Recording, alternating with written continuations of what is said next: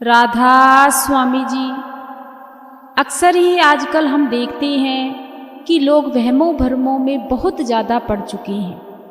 ये वहम भरम हमें क्यों होते हैं? सारा का सारा हमारे मन का प्रकोप है, क्योंकि हम मन को इतना खुला छोड़ा हुआ है कि हमें पता ही नहीं लगता कि आगे हो क्या रहा है, आगे होने वाला क्या है। आज की जो साखी है वह भी इसी पर ही है।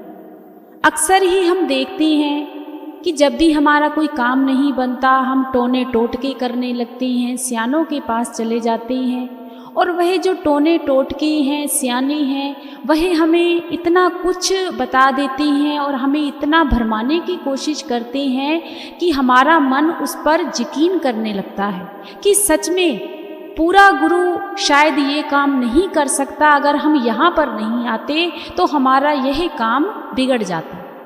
आज की जो साखी है वह भी इसी पर है, टोने टोटके पर है, हमारे मन पर है। लेकिन इस साखी से हमें बहुत बड़ी सीख मिलने वाली है कि पूरा गुरु क्या से क्या कर सकता है।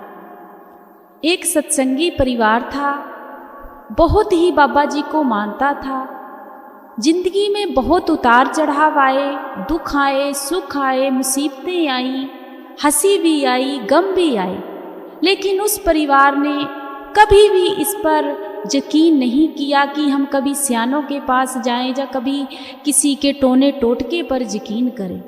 वह हमेशा ही गुरु पर भरोसा रखते थे, डेरे जाते थे और सत्संग सुनते थे और सेवा करते थे।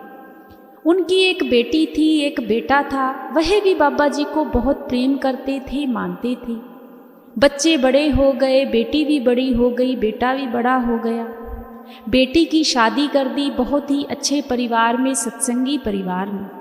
अब बेटे के लिए भी एक ऐसा ही परिवार ढूंढ रहे थे कि हमें एक अच्छा परिवार मिल जाए जो सत्संगी हो, जो गुरु को मानता हो। लेकिन कभी कभी ऐसा होता है कि जिस चीज़ को हम ढूंढने की कोशिश करते हैं, जो कर्मों का हिसाब किताब होता है, कभी कड़रा हो जाता है, हमें ढूंढने से भी वह चीज़ नहीं मिलती। ऐसा ही उस सत्संगी परिवार के साथ हुआ। बहुत से रिश्ते ढूंढ रहे थे, लेकिन कोई अच्छा रिश्ता ही नहीं मिल रहा था। ऐसे ही ढूंढते ढूंढते उन्हें 1 से 2 साल लग गया। अब जो रिश्तेदार थे वह भी कहने लगे कि आप लोग ना जानबूझकर रिश्ता नहीं कर रहे हो, हमेशा सत्संगी सत्संगी परिवार ही कहते रहते हो। अगर तुम्हें अच्छी लड़की मिलती है, कोई अच्छा वैसे परिवार मिलता है, आप रिश्ता कर लीजिए। अब सभी की बातें मानकर उन्होंने कहा ठीक है, हमें जैसा भी रिश्ता मिलता है, लेकिन हमें एक अच्छी लड़की मिल जाए, परिवार अच्छा मिल जाए। चलो वैसा ही हुआ, परिवार मिल गया, लड़की अच्छी मिल गई। जब शादी हो गई उनके लड़के की, लड़की भी घर पर आ गई, तो माता पिता की जो जिम्मेदारी थी वह बहुत कम हो गई। उन्होंने सोचा कि चलो बेटी भी अपने घर चली गई है, बेटे की भी शादी हो गई है, अब हमारा जो भजन सिमरन है हम और नियम से करेंगे। अब जो लड़की घर पर आई थी, जो बहू घर पर आई थी, वह बिल्कुल भी बाबा जी को नहीं मानती थी, ना ही वह सत्संगी परिवार से थी। अब उनके मायके परिवार में क्या होता था, जो सियानों के पास भी जाते थे, बहुत सी जगहों पर जाते थे, तो उस लड़की के मन पर वही सारा कुछ रहता था। जब आकर घर में देखा कि घर का तो माहौल ही पता नहीं कैसा है। लोग तो सुबह उठते हैं, कोई पूजा करता है, कोई अर्चना करता है, कोई आरती करता है, कोई मंदिर जाता है, कोई मस्जिद जाता है, कोई गुरुद्वारा साहिब जाता है।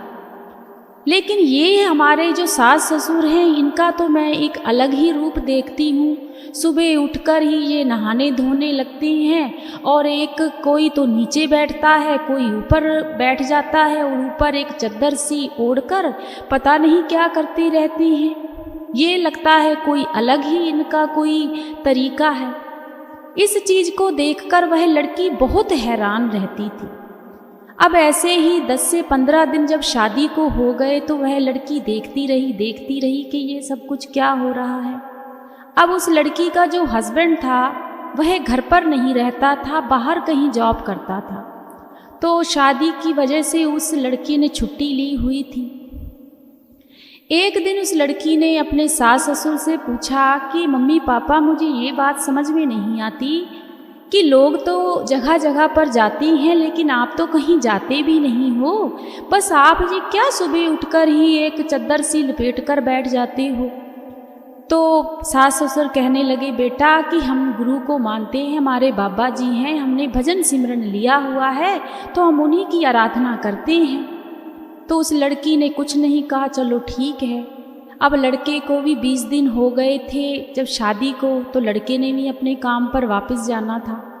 अब लड़के ने अपने परिवार से कहा कि मेरी जो छुट्टी है वह ख़त्म हो गई है, अब मैं फिर आऊँगा तो मुझे काम पर वापस जाना है। परिवार वाले कहने लगे, ठीक है बेटा, काम तो करना ही है। अब लड़का भी अपना काम पर चला गया। अब जो लड़की थी वह कमरे में अपने अकेले सोया करती थी। माता पिता ने बहुत बार कहा कि बेटा जा तो हमारे पास बाहर सो जाया करो, जहाँ जो तुम्हारी माता जी हैं वह तुम्हारे पास सो जाया करेंगी। तो वह लड़की कहने लगी कि नहीं, मैं तो कमरे में अकेली ही सोऊंगी, आप लोग तो मुझे डिस्टर्ब बहुत करते हो, सुबह ही लाइटें चला दिया करोगे, मुझे आप आराम से सोने दो। तो माता पिता ने बहुत कहा कि बेटी तुम्हारी नई शादी हुई है, माता को तुम्हारे पास सोना चाहिए, लेकिन वह लड़की नहीं मानी। अब लड़की ने क्या करना शुरू कर दिया कि थोड़े दिन ही बीते तो उस लड़की ने जब सुबह उठना तो अपने सास ससुर से कहने लगी कि मुझे तो आज पूरी रात कमरे में नींद नहीं आई। जो ससुर थे वह कहने लगे, बेटा कोई तबीयत खराब थी, क्या चक्कर है।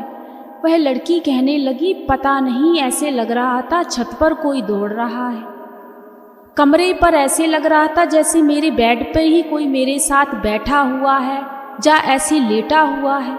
क्या आप मेरे कमरे में आए थे या मम्मी मेरे कमरे में आई थी। तो मम्मी पापा कहने लगे, उसके सास ससुर कहने लगे, बेटा तुम तो कमरे में अपना लॉक लगाकर सोती हो, अंदर से बंद करके सोती हो, हम तुम्हारे कमरे में आधी रात को क्यों जाएंगे, हमें तो कभी ऐसा कुछ भी नहीं लगा। वह दिन तो ऐसे ही बीत गया। जब अगला दिन आया, अब लड़की ने फिर से कहा कि मुझे तो आज पापा बिल्कुल भी नींद नहीं आई, आज तो मुझे ऐसे लगा कि जैसे मुझे बेड से ही किसी ने नीचे फेंक दिया हो। अब मम्मी पापा जो सास ससुर थे बड़े इस चीज़ से हैरान। वह कहने लगे, बेटा इतने साल हमें भजन सिमरन लिए हो गए हैं, इतना समय हमें हो गया है, आज तक तो इस कमरे में इस घर में ऐसा कोई एहसास नहीं हुआ, और तुम कह रही हो कि कमरे में ये हो रहा है वो हो रहा है। अब परिवार वाले इस चीज़ को मानने के लिए तैयार ही नहीं। जब तीसरा दिन हुआ तो उस लड़की ने क्या कहा कि मुझे ऐसे लग रहा था कि जैसे हमारे कमरे में आकर कोई चीज़ें फेंक रहा हो। तो माता पिता कहने लगे कि चीज़ें कौन फेंकेगा, ऐसे तो हो ही नहीं सकता। परिवार वाले बिल्कुल भी इस बात को मानने के लिए तैयार नहीं थे। चौथे दिन उसके जो कमरे का हाल था वह देखने लायक था। सारी चीज़ें इधर से उधर, उधर से इधर, और जो कमरे का बेड जहाँ पर उस लड़की का बेड था उस बेड के नीचे भी खून के छींटे थे। जब यह चीज़ परिवार वालों ने देखी ना तो वह कुछ कहने योग्य कि ये तो सच में ही सारा कुछ उथल पुथल हो गया है और खून के छींटे भी हैं, ये हुआ तो हुआ कैसे। लेकिन परिवार वाले कहने लगे कि बेटा हम इन चीज़ों पर भरोसा नहीं करते, तुम्हारे जो इतने दिन का मन का वहम था, तुम तो हमेशा ही रोज़ एक ही बात किए जा रही थी, आज कोई कमरे में आ गया है, आज कोई लेट गया है, आज कोई छत पर है, आज कोई ये कर गया है। तुम्हारे जो मन की भावना है उसी ने ही ये सारा कुछ किया है। तो वह लड़की कहने लगी, अच्छा जी खून के छींटे मैंने किए हैं, मैंने बताओ अपना कौन सा अंग काटा है, कहाँ से खून आ गया मेरे कमरे में, जिस सामान मैंने फेंका है, मैं आपको पागल लगती हूँ। वह लड़की बहुत गलत बोलने लगी। तो जो माता थी वह अपने हस्बैंड से कहने लगी कि आप कुछ भी मत कहिए, घर पे हमारा बेटा भी नहीं है, ऐसा ना हो कि कोई बात बन जाए, हमें कुछ नहीं कहना। अब लड़की ने अपने मायके वालों को फ़ोन किया कि ऐसे ऐसे 5 दिन से मेरे कमरे में कभी कुछ हो रहा है, कभी कुछ हो रहा है। माता पिता कहने लगे, तुमने हमें पहले दिन क्यों नहीं बताया कि ऐसे ऐसे हो रहा है, बेटा तुम्हें अगर कुछ हो जाता था कोई बात नहीं, हम ऐसे ऐसे जिस सियाने के पास हम लोग जाते थे मैं उनको भेजता हूँ। तो वह लड़की कहने लगी ऐसे अकेले मत भेजना, पिताजी आप भी साथ में आना। तो वह कहने लगा बेटा मैं तो ज़रूर आऊँगा, अकेले क्यों भेजूँगा। अब जो लड़के के माता पिता थे उनको इस बात का कुछ भी पता नहीं कि क्या हो रहा है। अब ऐसे ही जब दोपहर हो गई तो क्या देखते हैं कि लड़की के पिताजी और साथ में 2 लोग और थे। जब आए तो उनके माता पिता ने सोचा कि कोई रिश्तेदार आए होंगे साथ में, कोई वैसे ही कोई होंगे। लेकिन वह बाद में पता लगा, जब वह अंदर गए, अंदर जाकर चारों तरफ देखने लगे, कभी ऊपर देखें कभी नीचे देखें, कभी सिर को ऊपर को उठा लें कभी इधर उठा लें, तो वह जो 2 लोग आए थे उनमें से एक लोग कहने लगा अरे इस घर पर तो बहुत भारी भरकम कष्ट है, कुछ आने वाला है, कुछ होने वाला है। लड़की तो बहुत डर गई। लड़की कहने लगी ऐसा क्या होने वाला है, क्या है इस मतलब कमरे में। तो वह जो सियाने आए थे वह कहने लगे ये तो मैं तुम्हें सब कुछ बताऊंगा बेटा, पहले मुझे एक हवन करना पड़ेगा, सब कुछ करना पड़ेगा, उसके बाद में ही सारा कुछ मैं तुम्हें बता सकता हूँ। अब जो माता पिता थे सत्संगी वह इस चीज़ को देखकर बड़े हैरान हो गए कि ये हमारे घर में हो क्या रहा है, लेकिन कुछ भी नहीं कह रहे थे। अब जो भी अंदर उसने हवन वगैरह करना था वह कमरे में ही किया, जल वगैरह दे गया, धूप बत्ती दे गया, धागे दे गया, बेटा एक तू बांध लेना, एक कमरे पर बांध देना, एक अपने बेड के नीचे कुछ रख लेना, जल के छींटे पूरे घर में देना, धूप बत्ती जरूर देना, फलाना ढमकाना, पता नहीं क्या क्या वह जो आए थे वह लोग कह गए। अब उस लड़की ने वैसे ही किया, वह लोग तो चले गए सब कुछ कर कराकर। अब उस लड़की ने क्या किया, जब सुबह हुई, अब जो माता पिता थे वह अपना भजन सिमरन कर रहे थे, वह जो जल देकर गए थे, जो पानी देकर गए थे अपना कर कराकर जो भी है, उसके जोर जोर से छींटे अपने मारने लगी। जब माता पिता के ऊपर वह भजन सिमरन कर रहे थे उनके ऊपर जब छींटे गए तो उन्होंने अपनी चादर को मतलब उतारा और देखा कि ये हो क्या रहा है। सुबह के 4 बजे हुए हैं और ये क्या कर रही है। पूरे घर में लेकर धूप बत्ती घूम रही थी, छींटे मार रही थी, पता नहीं कौन सा एक उसको मतलब काफ़ी आगी जला के उस पर पता नहीं उसने क्या फेंका हुआ, घर में धुआं ही धुआं, धुआं ही धुआं। माता पिता इस चीज़ को देखकर बड़े दुखी हो गए कि ये क्या हो रहा है। अब चलो जो भी होना था वह लड़की कर रही थी, उसके बावजूद भी क्या हुआ, उस लड़की को वैसे ही सारा कुछ हो रहा था। जब रात को सोई वह लड़की तो वह लड़की सुबह उठी तो आकर रोने लगी, कहने लगी देखो माता पिताजी मेरे तो किसी ने बाल ही काट लिए। चलो अब तो बड़े परेशान कि हमारी तो बहू के बाल भी कट गए हैं, ये हो क्या रहा है। अब जो पिताजी थे उन्होंने बाबा जी के आगे अरदास की कि बाबा जी आज तक तो ऐसा इस घर में हुआ नहीं है, हो क्या रहा है। अब फिर से लड़की ने मायके वालों को फ़ोन किया कि ऐसे ऐसे जो मेरे बाल थे वह भी कट गए हैं। जब सियाने को पूछा तो सियाने ने कहने लगा कि मैं तो उस दिन ही आपको कुछ बताना चाहता था लेकिन मैंने बताया नहीं। ये किया कराया जो भी हो रहा है, जो इनकी बेटी है ना, जो तुम्हारी ननंद है, सब वह कर रही है। उसने पूरे घर को कील के रखा है, पूरा घर कब्जे में किया हुआ है। अब वह तुम्हें भी काबू में करना चाहती है, सारा कुछ किया कराया उसका है, यह कोई और नहीं तुम्हारे अपने ही है। जब लड़की ने यह बात सुनी तो लड़की तो बिल्कुल आग बबूला हो गई कि मेरी नंद यह सब कुछ कर रही है। उधर जो लड़के के माता पिता थे, उस माता पिता ने अपने लड़के को फ़ोन कर दिया कि बेटा यहाँ पर तो पता नहीं क्या क्या हो रहा है, तुम्हारी बहू के तो वाइफ के तो बाल भी कट गए हैं, पता नहीं कौन कौन से हवन हो रहे हैं, तुम छुट्टी लेकर घर पर आओ। जब वह लड़के ने यह बात सुनी, जब वह घर पर आया, घर पर आकर क्या देखता है कि सारा का सारा घर का माहौल ही खराब हो गया। धुआं ही धुआं, घर में जो कमरा था उनका, उस कमरे में पैर रखने को जगह नहीं थी।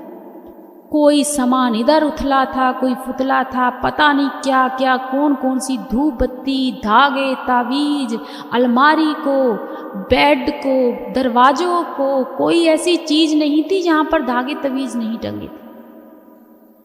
अब जब लड़की ने देखा तो लड़का कहने लगा यह सब कुछ क्या है। वह लड़की कहने लगी मैंने तो जो कुछ इस कमरे में देखा है पता नहीं आप लोग कैसे यहाँ रहते थे। वह लड़का कहने लगा यहाँ तो आज तक कुछ था ही नहीं। तो वह लड़की कहने लगी मेरे पास बैठो, मैं आज आपसे कुछ बात करना चाहती हूँ, माता पिता को मत कहना। वह कहने लगा हाँ बताओ क्या कहना चाहती हो। तो वह लड़की कहने लगी आपको पता है ये सब कुछ कौन कर रहा है। वह लड़का कहने लगा बताओ कौन कर रहा है। वह लड़की कहने लगी ये तुम्हारी बहन कर रही है, जो तुम्हारी सगी बहन है, सब वही कर रही है, सब उसी का किया कराया है। जब उस लड़की ने यह बात सुनी ना तो उससे रहा नहीं गया, उसने जोर से थप्पड़ मारा अपनी भाई। जब थप्पड़ मारा तो वह तो एकदम हक्की बक्की रह गई कि ये क्या हो गया। इस सब को देखते हुए माता पिता भी कमरे में आ गए। जब माता पिता ने देखा कि थप्पड़ क्यों मारा है, उन्होंने अपने बेटे को डांटा कि बेटा तुम्हें थप्पड़ नहीं मारना चाहिए था, ऐसी कौन सी बात हो गई है। तो वह लड़का कहने लगा पिताजी आपको पता नहीं किया कराया इस कमरे में क्या हो रहा है, क्या सच है क्या झूठ है, इस बात का मुझे कोई पता नहीं है। लेकिन इल्जाम पता है आपको इसने किस पर लगाया है, हमारी बहन पर, जो बाबा जी को इतना प्रेम करती है, इतना मानती है, और कभी भी हम लोग कभी किसी सियाने के पास नहीं गए, इतना सत्संग पर जाती है, इतना गुरु को मानने वाली मेरी बहन पर इस लड़की ने इल्जाम लगाया है, इसे शर्म नहीं आई। जब यह बात माता पिता ने सुनी तो उनको भी क्रोध आया।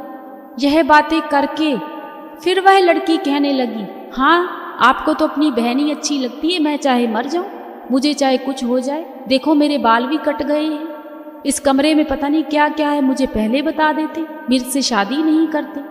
अब लड़के को और गुस्सा आया, उसने एक और थपाड़ा खींच दिया। अब उसने कुछ नहीं सुना, उसने गाड़ी स्टार्ट की, रात का समय था, अपनी वाइफ को गाड़ी में बिठाया। लड़की बहुत चिल्लाती रही मुझे कहाँ लेकर जा रहे हो, कहाँ लेकर जा रहे हो। लड़का बस यही कहने लगा तुझे वही उसी सियाने के पास लेकर जा रहा हूँ जिसने घर पर यह काम किया है, जिसने तुझे यह सीख दी है, उसी के पास लेकर जा रहा हूँ। अब उस लड़के को क्या पता था वह सियाना है कौन। अब उस लड़के ने उस अपनी वाइफ को बिठाया और उसके मायके जाकर उसके दरवाजे के आगे छोड़कर, ना तो दरवाजा खटखटाया ना कुछ कहा, बस उतार कर गाड़ी लेकर वापस आ गया। उस लड़की ने अपना दरवाज़ा खोला, माँ बाप को आवाज़ दी, रात को वह भी घबरा गए कि क्या हो गया, रात का समय था। लड़की ने सारी बात अपने परिवार वालों को बताई, परिवार वालों ने भी डांटा। परिवार वाले कहने लगे बेटा जब तुम्हें वह ये बात बता रहा था सियाना कि तुम्हारी ननंद ने किया है, तो तुम्हें यह बात अपने परिवार को बताने की क्या ज़रूरत थी। तो वह लड़की कहने लगी तो फिर मैं क्या करती, आपको तो पता ही है पिताजी उस घर में क्या कुछ हो रहा है, मेरा तो जीना भी मुश्किल हो गया, मुझे नहीं जाना उस घर में। परिवार वाले बड़े दुखी। अब लड़के को फ़ोन भी करें लेकिन वह लड़का फ़ोन ना उठाए। उसने अपनी 2-3 दिन की जो छुट्टी थी वह तो काट कर अपना चला गया। उसने इनका न किसी का फ़ोन नहीं उठाया और अपने माता पिता से कहने लगा कि इस लड़की को नहीं लेकर आऊँगा, पहले तो इसके भूत प्रेत निकल जाएं सारे। इसने तो हमारे घर को ही भूत बंगला बनाकर रख दिया है। अब जो माता पिता थे उस लड़की के वह घर आए, घर आकर कहने लगे कि हमें माफ़ कर दीजिए, जो भी हमारी लड़की कर रही है हमें नहीं पता कि ये सब कुछ सच है झूठ है क्या है। तो सिर्फ जो सत्संगी भाई था उसने एक बात कही कि भाई साहब जी मैं तो आपसे एक बात कहना चाहता हूँ कि शायद आप कभी पूरे गुरु के साथ जुड़े ही नहीं हो, आपने लगता है शुरू से ही इन चक्रों में पड़े हुए हो। अगर आपका कोई काम नहीं बनता होगा तो आप सियानों के पास ही जाते हो, आपके बच्चों में भी वही चीज़ आ चुकी है।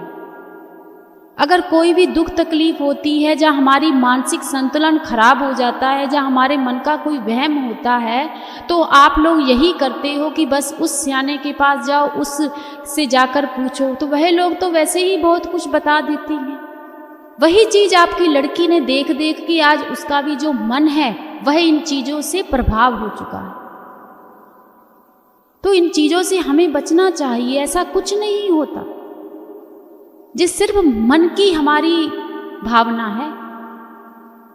वह परिवार वाले, उसके माता पिता कहने लगे हमें माफ़ कर दीजिए, आप एक बार लड़की को ले आइए, हम उसे समझाएंगे कि ऐसा कुछ ना करे। तो सास ससुर कहने लगे भाई साहब हमें कोई इस चीज़ से फ़र्क नहीं पड़ता, हम बेटे से बात करेंगे, उसे समझाएंगे। चलो माता पिता यह बात कहकर अपना घर चले गए। उसके बाद जो सत्संगी परिवार था उसने अपने बेटे से बात की कि बेटा ऐसे परिवार वाले आए थे, वह कहने लगे थे कि अब हमारी लड़की ऐसा कुछ नहीं करेगी, तो एक बार उसको ले आते हैं। पहले तो लड़के ने बहुत मना किया, फिर माता पिता का कहना मानकर कहने लगा जैसे आपको अच्छा लगता है। अब उस माता पिता ने अपनी लड़की को भी समझाया, लेकिन लड़की ने एक बात कही कि मैं उस घर में तब जाऊंगी कि एक बार मुझे अपना जो कमरा है वह किलवाना है। बस पापा मेरा कमरा किलवा दो, इन्हें भूत प्रेत पकड़े, इनके घर खून के छींटे आए, इनके ऊपर कुछ भी हो, जे मरे जिए मुझे कोई फर्क नहीं है, पर मेरा कमरा किलवा दो, मुझे मेरा कोई नुकसान ना। माता पिता कहने लगे बेटा हम तो उनसे कह के आए हैं कि वह इन चीज़ों में पड़ेगी नहीं, फिर से वह सियाना वहाँ गया, फिर से कोई ना कोई नुकसान हो जाएगा। तो वह कहने लगी मैं जाऊंगी नहीं। अब माता पिता भी बड़े दुखी, कैसे कर करा कर फिर माता पिता ने सास ससुर को फ़ोन किया, उनसे कहने लगे कि भाई साहब जी हमारी एक विनती है, एक बार उसे अपना कमरा किलवा लेने दीजिए, फिर वह कभी कुछ नहीं कहेगी आपसे। तो जो सास ससुर थे वह कहने लगे कि भाई साहब जी हमारा बेटा तो इन चीज़ों को मानता ही नहीं है, चलो कोई बात नहीं, अभी वह घर पर नहीं है, जो भी करना है आप उसके पीछे पीछे ही कर लीजिए। अब वह लड़की भी आ गई, माता उसके जो लड़की के पिताजी थे वह भी आए, वह सियाना भी आए, सब लोग आ गए। अब लड़की ने किसी को बुलाया नहीं, सास ससुर किसी को नहीं बुलाया, अपने कमरे में सीधी चली गई। वह सियाना भी सीधा कमरे में, पिताजी भी सीधे कमरे में। माता पिता बाहर देखें कि ये देखो इन्होंने नमस्ते भी नहीं बुलाई। अब जब सियाना अंदर गया तो वह कहने लगा कि ठीक है मैं इस कमरे को तो कील दूंगा, लेकिन जो बाहर सारा कुछ है उसको कैसे कीलूँगा, क्योंकि वे आप तुम तो कह रही हो सिर्फ मेरा कमरा कीलना है। वह कहने लगी हाँ हाँ बस मेरा कमरा किलवा दो, आप कुछ मत करना।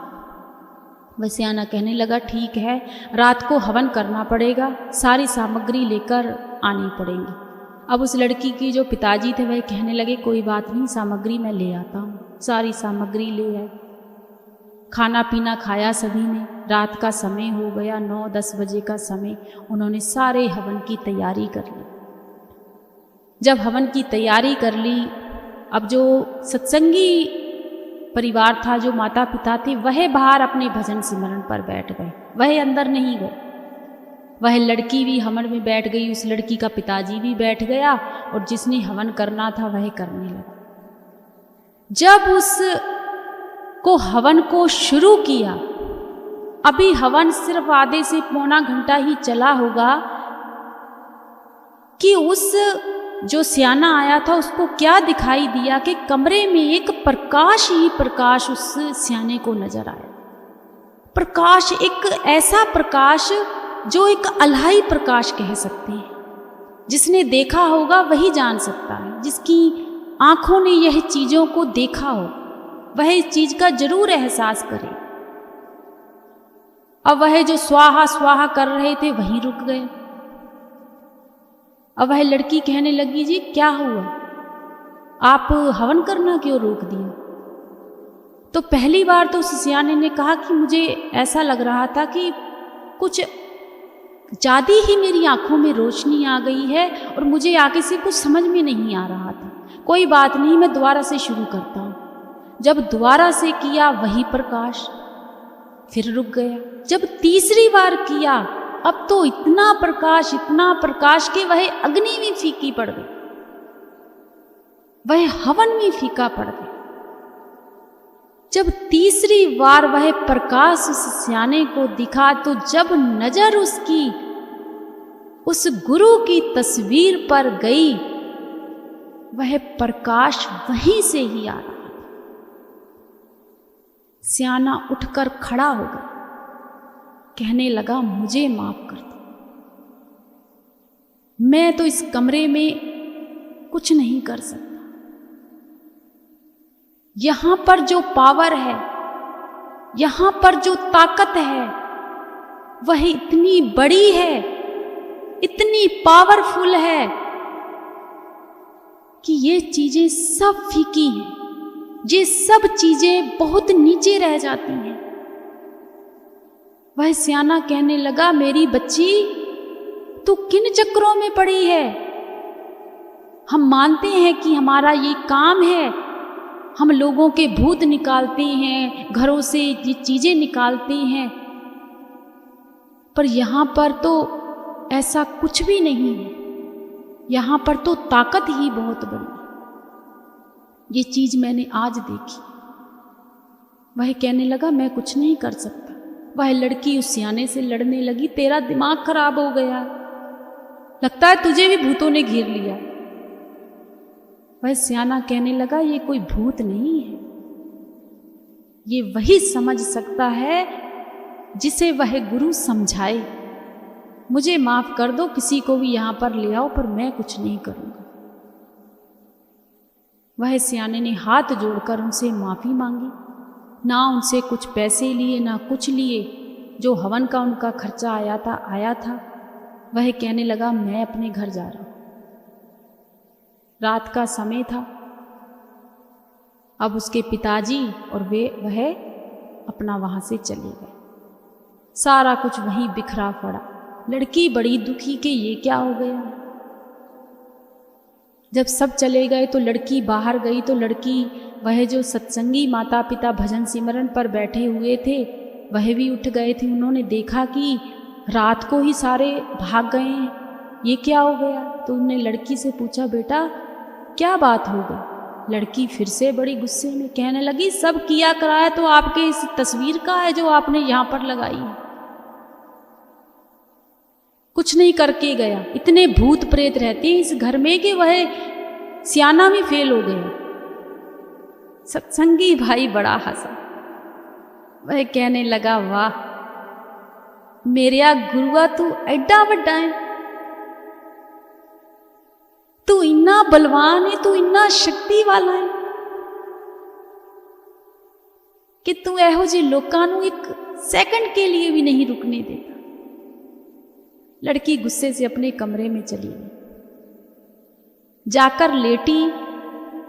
2-2:30 बजे का टाइम होगा। जब सोई तो क्या देखती है, वह जो तस्वीर गुरु की लगी हुई थी, वही बाबा जी, हमारे सतगुरु, हमारे गुरु, वहां सोफे पर बैठकर उसे देख रहे थे। जब लड़की ने इस चीज को देखा तो बड़ी हैरान हो गई। वे कहने लगी, लो, पहले तो इस कमरे में भूत आते थे, अब ये बैठने लगे। आंखें खोली तो वहां पर कुछ भी नहीं। फिर सोने की कोशिश की तो फिर से वही गुरु, वही तस्वीर, वही बाबा जी, हूबरू हू बाबा जी वहां पर बैठे हुए। आंखें खोली, कुछ भी नहीं। वह रात तो गई। सुबह उठकर कुछ नहीं बताया कि मुझे ये एहसास हुआ है। किसी से बातचीत नहीं की, कुछ नहीं कहा, मम्मी पापा से बिल्कुल नहीं बोली। अगले दिन जब सोई रात को, फिर से वही एहसास। उस दिन उसको एक आवाज आई कि बेटा सत्संग पर आओ। फिर सोफे पर वैसे ही बाबा जी बैठे हुए, बहुत ही अच्छे उस लड़की को दर्शन हुए। बस एक ही लफ्ज बोले, बेटा सत्संग पर आओ। पूरी रात जब भी सोई बाबा जी उसी के साथ रहे। जब सुबह उठी तो इस चीज को देखकर बहुत हैरान हो गई। फिर सास ससुर के पास बैठी और कहने लगी कि पापा मैं बड़ी परेशान हूं। पिताजी कहने लगे क्या हुआ? तो वह कहने लगी कि पिताजी जिस दिन वह हवन करने आया था उस दिन मुझे ये बात कहकर गया था कि यहाँ पर कमरे में एक अलाही ज्योत नजर आई, उसको प्रकाश ही प्रकाश नजर आया। तो वह हवन छोड़कर ही चला गया। मैंने इस चीज पर यकीन नहीं किया, लेकिन उस रात भी आपके जो बाबा जी हैं, आपके जो गुरु जी हैं, वह पूरी रात मेरे कमरे में सोफे के ऊपर बैठे रहे मेरे सामने। आंखें खोलती थी कुछ नहीं दिखता था, आंखें बंद करती थी तो फिर दिखते थे। मैंने आपको बताया नहीं, लेकिन अगले दिन भी पूरी रात ऐसे ही रहे और मुझसे कहने लगे सत्संग पर जरूर आ। मैं इस चीज से बड़ी दुखी हो गई कि पहले तो भूत प्रेत परेशान कर रहे थे, अब यह चीजें परेशान कर रही हैं। तो पिताजी कहने लगे बेटा देखो तुम इस घर में बहुत कुछ करती रही, जब से तुम्हारी शादी हुई बहुत कुछ किया, हमने हमेशा तुम्हारा साथ दिया, कभी तुम्हें बुरा भला नहीं कहा। लेकिन आज अगर तुम्हें बाबा जी दिखे हैं ना तो मेरी बात एक मान, एक बार मेरे साथ सत्संग पर चलो। वह कहने लगी पिताजी मैं सत्संग पर नहीं जाऊं। माता भी कहने लगी कि बेटा देखो थोड़े समय बाद हमारा बेटा भी छुट्टी पर आएगा, सभी लोग डेरे चलते हैं, एक बार अगर तुम्हें बाबा जी ने यह बात कही है ना, एक बार हमारी बात मान के चलो। यह जो तुम्हें सारा कुछ दिख रहा है ना, यह कुछ नहीं दिखाई दे। अब ऐसे ही समय बीतता गया। उस लड़की को कम से कम 3 से 4 दिन लगातार दर्शन हुए बाबा जी के, लगातार। अब लड़का भी घर पर आया, लड़के को भी सारी बात बताई, लेकिन लड़के ने एक बात कही कि वाह तुम तो बड़ी किस्मत वाली हो, इतने जादू टूनों पर भरोसा रखती हो, पता नहीं क्या से क्या हमारे कमरे का हाल बना दिया है, किए कराए पर तुम भरोसा करती हो। हमें तो आज तक बाबा जी के दर्शन हुए नहीं, तुम्हें हो रहे हैं। तो वह लड़की कहने लगी मुझे नहीं पता है, पर यह एहसास हुआ है। सारा कुछ ठीक हुआ तो वह सब लोग डेरे गए। जब डेरे गए वहां पर जब रूबरू वही गुरु देखे स्टेज पर, बाबा जी के दर्शन हुए गाड़ी पर, उस लड़की पर दृष्टि पड़ी गुरु की, तो वह लड़की निहाल हो गई, बहुत रोई। सत्संग सुना, सेवा की, घर पर आए। जब घर पर आकर लड़की ने अपनी सारी सच्चाई अपने परिवार वालों को बताई, परिवार वालों से कहने लगी कि पिताजी जब मैं पहली बार आई थी मैंने आप लोगों को देखा कि आप पता नहीं क्या करते रहते हो, तो कुछ चीजें तो मेरे साथ हुई, जैसे कि वह खून के छींटे मुझे नहीं पता है कहाँ से आए थे, लेकिन जो बाल कटे थे वह मैंने खुद ही अपने काट लिए थे, जो सामान बिखेरा था वह भी मैंने खुद ही बिखेर दिया था। लेकिन कुछ चीजें ऐसी हुई थी जैसे छत पर आवाज आनी, मुझे ऐसा एहसास हुआ कि मेरे पास में कोई सोया हुआ है, जो खून के छींटे थे वह कहीं से ऐसा लग रहा था मुझे आए हुए। तो उनके पिताजी ने कहा बेटा ये तुम्हारे मन का वहम है, तुम्हारा मन इन चीजों को शुरू से बचपन से इन्हीं चीजों को देख रहा था, इसलिए ये सारा कुछ एहसास हुआ। तुम सत्संग पर जाया करो, हमारे साथ सेवा पर जाया करो, अगर तुम्हें ये एहसास हो जाए ना तब कहना। लेकिन ऐसा कभी झूठ नहीं बोलते। तब उस लड़की की आंखें खुली। धीरे धीरे ऐसे ही समय बीतता गया। वह लड़की सत्संग पर जाने लगी, सेवा पर जाने लगी। वही कमरा, अकेली कमरे में रहती थी, ना वहाँ पर कोई भूत, ना कोई प्रेत, ना कोई टूना, ना कोई टोटका, ना कोई खून के छींटे। वह ही आज लड़की, दोनों हस्बैंड वाइफ ने बाबा जी से भजन सिमरन भी ले लिया, भजन सिमरन करती है, अपने सास ससुर की सेवा करती है और अपने मायके परिवार वालों को भी कहती है कि उन गुरु से जुड़ो, किसी सियाने के पास मत जाया करो। लेकिन अभी उनके माता पिता नहीं जुड़े इन चीज़ों से, लेकिन वह लड़की आज के समय में वह गुरु वाली बन गई है।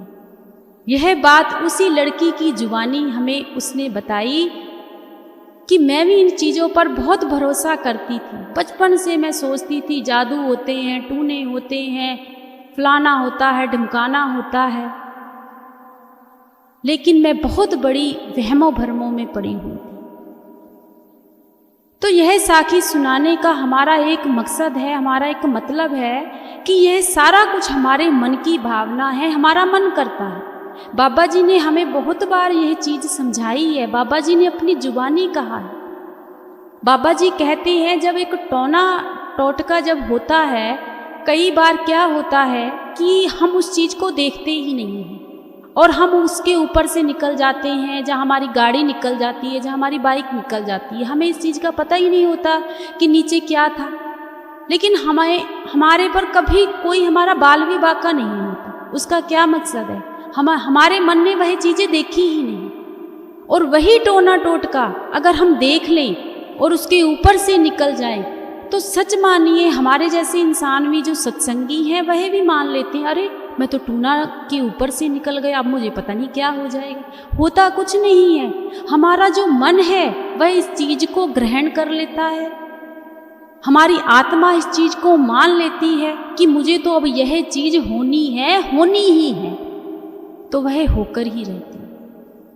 तो इसलिए हमें इन वहमों भरमों से निकलना चाहिए, सिर्फ और सिर्फ गुरु वाले बनना चाहिए, गुरु पर भरोसा रखना चाहिए। गुरु से ऊपर कोई चीज़ नहीं है। यह सारी दुनिया वहमों भरमों में हमें डालती है, गुरु से दूर करती है। तो हमें गुरु वाले बनना चाहिए, गुरु का भजन सिमरन करना चाहिए। उससे ऊपर ना तो आज तक कोई आया है, ना ही आएगा। राधा स्वामी।